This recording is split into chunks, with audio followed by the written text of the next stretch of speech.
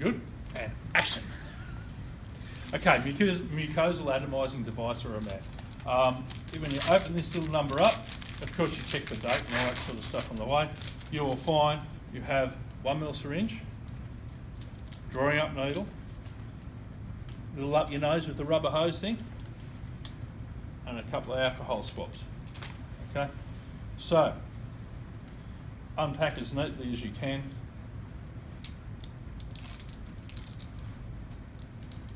Put my drawing up needle there. That little fella can stay in here for the time being. Righto, fentanyl. Have some fentanyl prepared, 600 micrograms in 2 ml. Now when you see these in the road, they're going to have a plastic cover over the top of them. They're going to have a steel cover on the top. They're making them as tamper-proof as they can because they, in the past, they have been tampered with, but that's a story for another day. Yeah, I won't start talking about that now. Right, swab, yeah?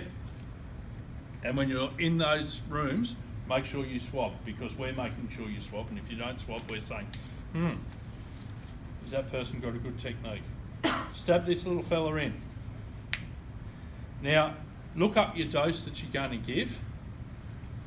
For argument's sake, we're going to say we're going to give a dose of 60 micrograms, and I know that 60 micrograms is 0.2 of a mil.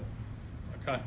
Now, I haven't actually looked the dose up at the moment, but that's what I'm giving at the moment. So, now what you do is you draw out. See how I've got an air bubble in there now?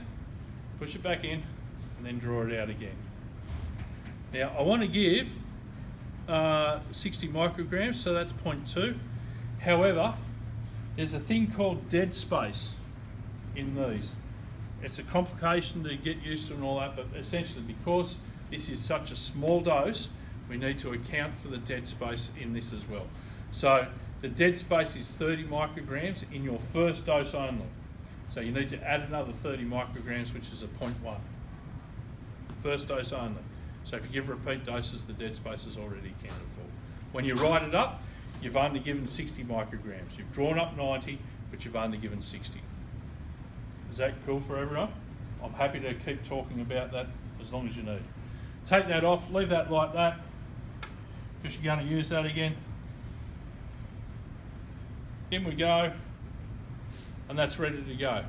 And then you go and find your patient. You don't need your patient to breathe in. This is going to get taken up in the blood vessels around the nose, because the nose is really, really vascular. You know when you pick your nose too much and it starts bleeding?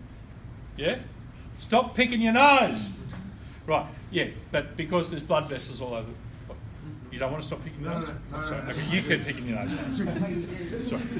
You just keep lecturing. Is that all right by you? Yeah, it's fine. Okay, thank you. I didn't ask for permission to start with anyway. Right, so but you don't need people to breathe in. The whole idea is this atomises in the nose. If you breathe in, it goes down to the lungs and doesn't really work so well. And then you need to, it's a very short, sharp move. And I would certainly warn the patient, I'm going to do this on the count of 3, because otherwise they're going to feel something and they're going to go, huh! They're going to pull their nose, their head away, and it won't go in their nose. So, on my little mate here, I would pop it in this nostril, twist it so I've got it in the right spot. Is everyone happy? On the count of 3, I'm going to push this in. 1, 2, and 3. And hopefully the top doesn't come off like that. That would be incorrect. But that's how it atomises. Cool? Thank you.